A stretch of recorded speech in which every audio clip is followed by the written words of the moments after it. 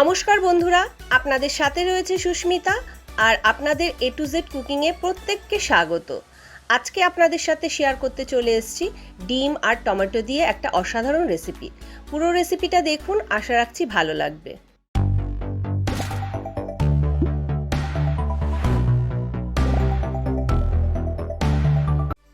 রেসিপিটা বানানোর জন্য 5খানা ডিম নিয়ে নিয়েছি, এটা আমি সাইডে রেখে দিচ্ছি। আর 5টা টমেটো নিয়ে নিয়েছি। প্রথমে টমেটোগুলোকে অর্ধেক করে কেটে নেব।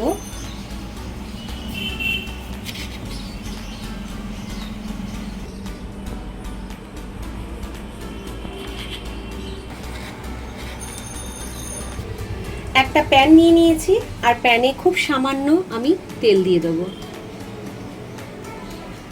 খুব অল্প। তেলটা প্যানের চারপাশে একটু মাখিয়ে নেব।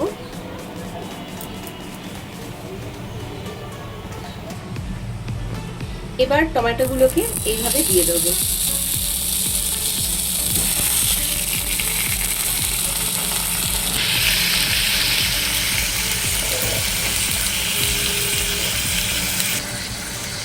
সাথে দিয়ে দেব দুটো শুকনো লঙ্কা। এবার একটা ঢাকা দিয়ে আমি মিনিট 5 লো আঁচে এইভাবে রেখে দেবো। যতক্ষণ টমেটোটা হচ্ছে আমি সেই ফাঁকে ডিমগুলোকে অর্ধেক করে নেব।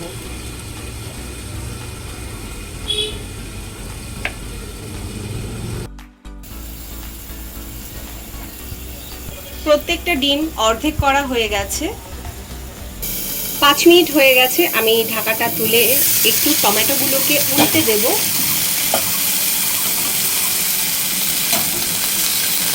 দেখুন টমেটো একটু কালার চেঞ্জ করে দিয়েছে।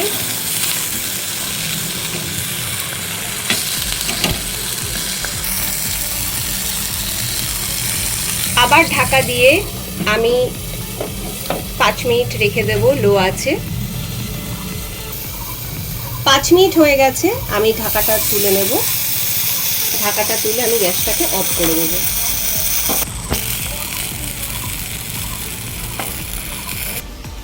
আমি একটা পাত্রে তুলে নিচ্ছি।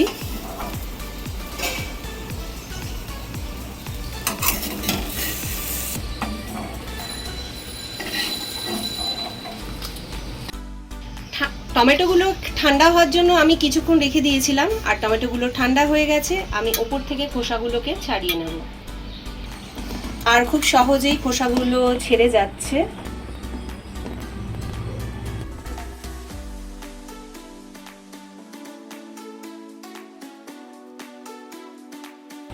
সমস্ত খোসাগুলো ছাড়িয়ে নিয়েছি আর মিক্সিং জারে আমি টমেটোগুলোকে দিয়ে দেব।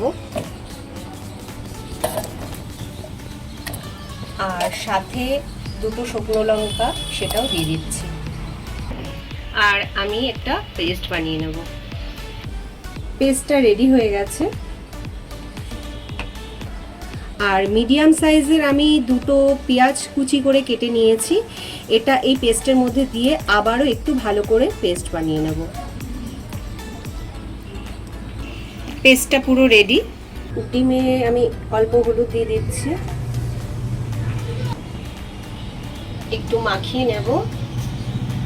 তেলটা খুব ভালো করে গরম হয়ে গেছে, এবার ডিমগুলোকে ভেজে নেব।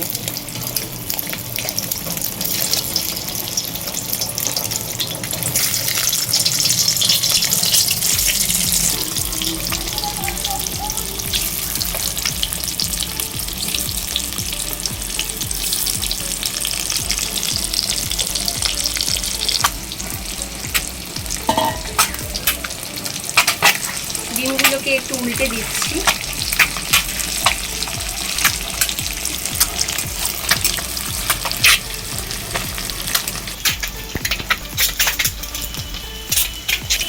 ডিমগুলো ভাজা হয়ে গেছে, আমি তুলে নেব।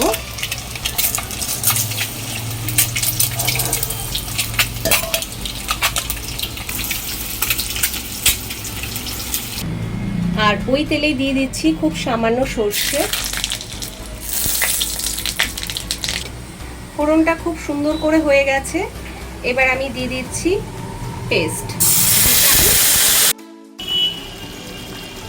আর দিয়ে দিচ্ছি খুব সামান্য হলুদ গুঁড়ো,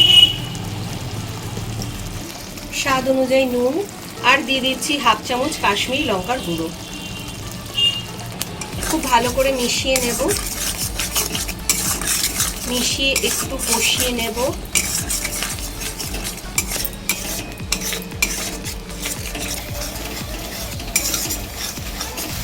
স্বাদের জন্য দিয়ে দিচ্ছি খুব সামান্য চিনি।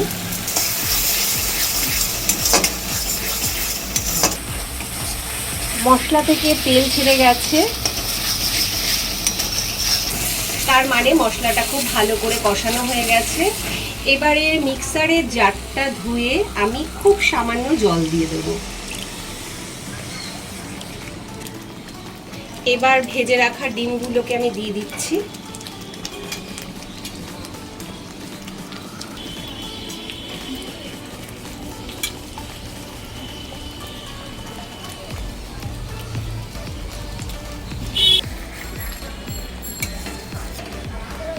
ভীষণ সহজ আর ভীষণই সুস্বাদু একটা রেসিপি, আর চটপট হয়েও যায়।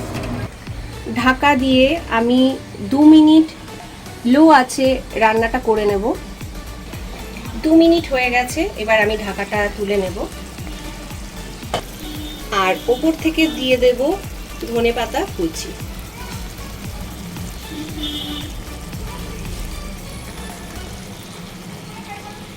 রান্নাটা আমার পুরো কমপ্লিট। আমি গ্যাসটাকে অফ করে দেব। অফ করে দিয়ে আবার 5 মিনিটের জন্য রান্নাটাকে রেস্টে রেখে দেব, আর ধনেপাতা স্মেলটাও যাতে ডিমের ভেতরে ভালোভাবে ঢুকে যায়। আশা করি আপনাদের রেসিপিটা ভালো লেগেছে। যদি ভালো লেগে থাকে রোজকার মতন একটাই কথা বলবো, একটা লাইক করে দেবেন।